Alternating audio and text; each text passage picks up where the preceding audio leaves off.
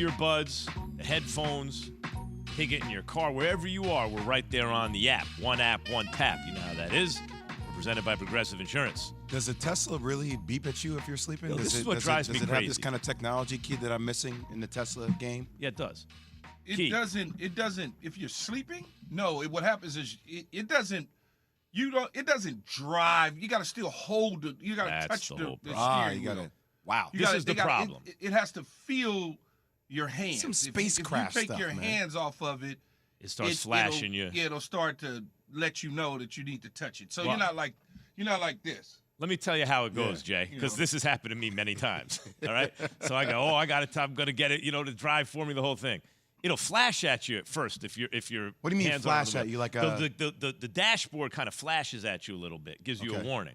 If it does that a couple times, it'll start visual stimulation. It'll start beeping at you, right, or making some sound, and then it'll take you out, and for the rest of the trip, you can't use it.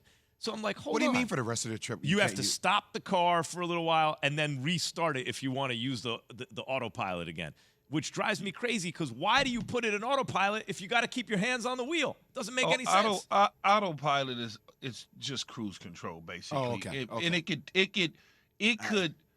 could veer left, right, slow down. It could do all those things as long as your hand is on it and it feels. I don't know what it feels, but it feels something, your body temperature or something. It'll tell you to mess with the wheel a little bit sometimes. Like, hey, just put a little pressure on the wheel. I don't mess with it. Yes, I was thinking when I hear autopilot, key, I think autonomous, and I'm not giving a machine any kind of autonomy just to drive me around yet. I'm not fooling with it. I'm not on that. Oh yeah. Nope.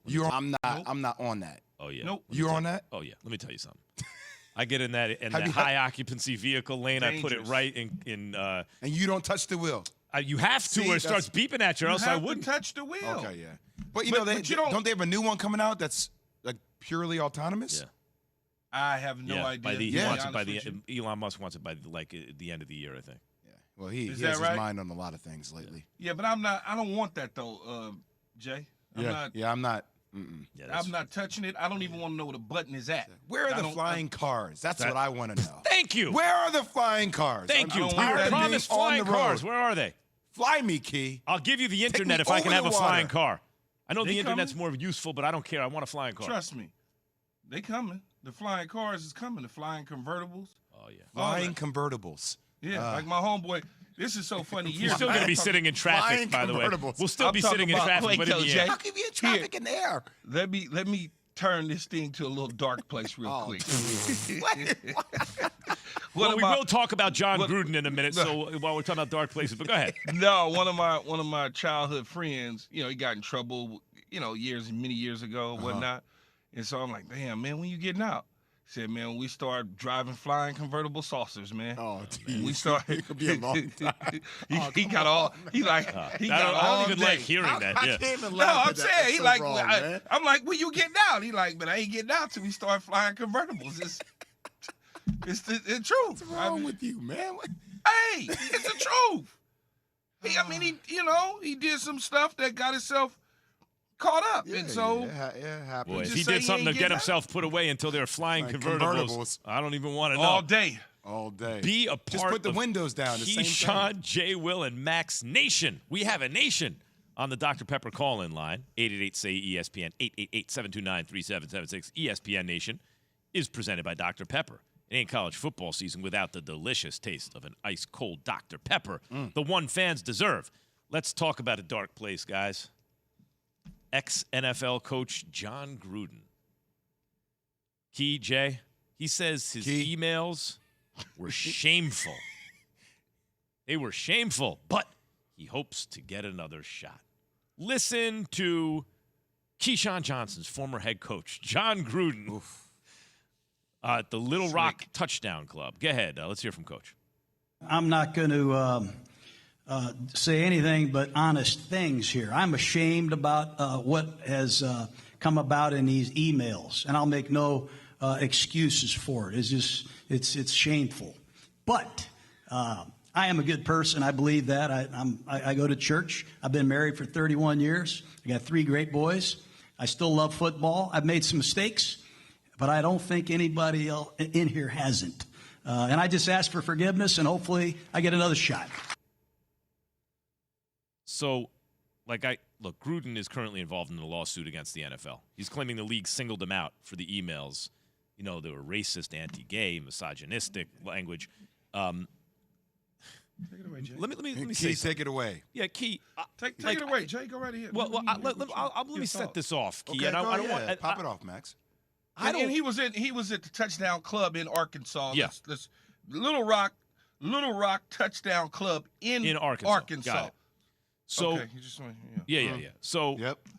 here's the thing: Put it together, a lot of Keith. people do make mistakes, and it doesn't mean that's the end of their life, or they can't enter back into civil society, or they can't work again in their chosen profession. But let's get to his track record in a minute. But first, when I listen very carefully to the way people say they take responsibility, he said, can we hear the beginning of that again? Listen to the way he phrases this.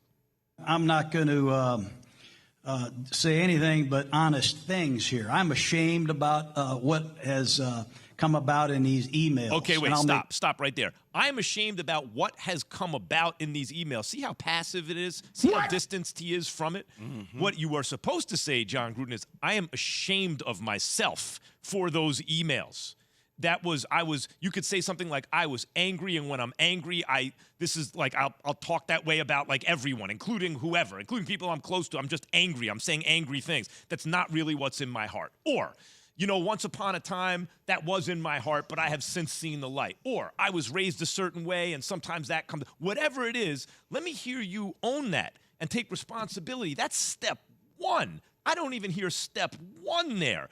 And that's only key for the stuff he said.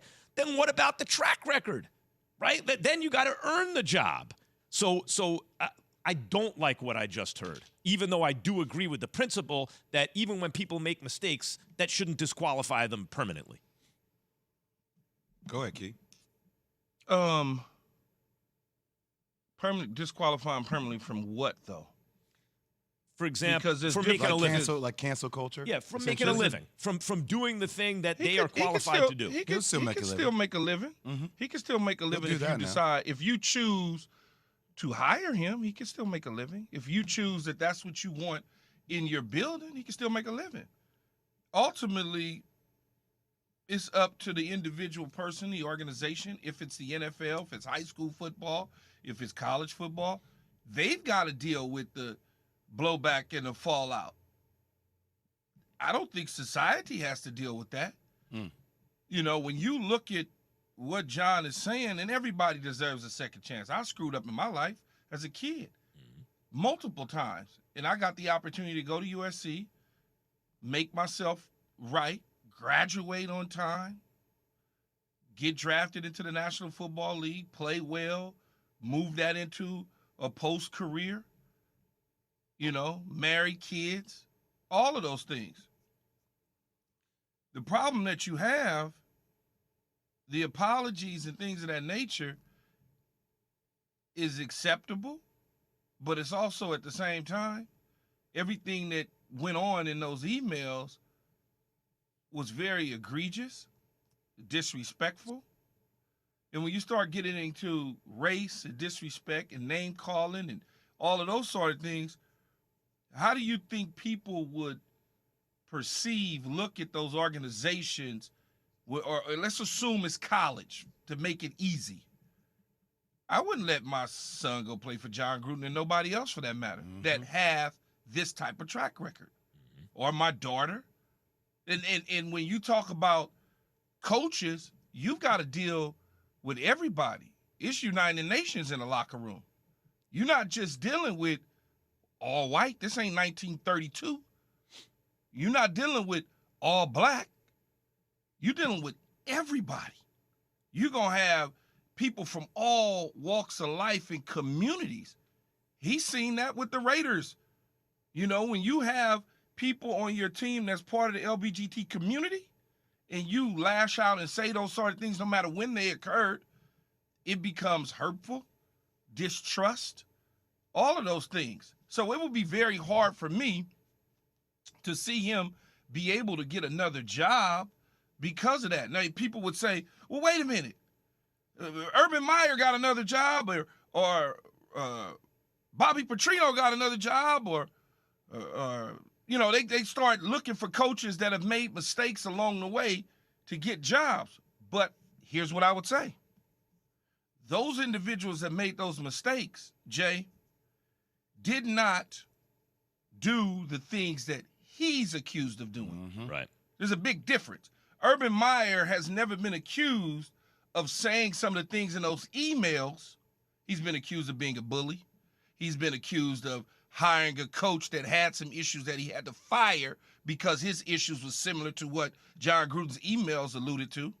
So you see what I'm saying? Urban Meyer can bounce back and do this and get it, because people going to look at that and go, or when you go to Rick Pitino, Bobby Petrino, theirs was different. They didn't touch the third rail of American cultural life, and Jon Gruden not only touched it, he danced all over it. Jay, I know you have plenty to say about this. We need to keep talking about this. Jimmy G stuff will wait. We need more on Jon Gruden. Keyshawn, Jay.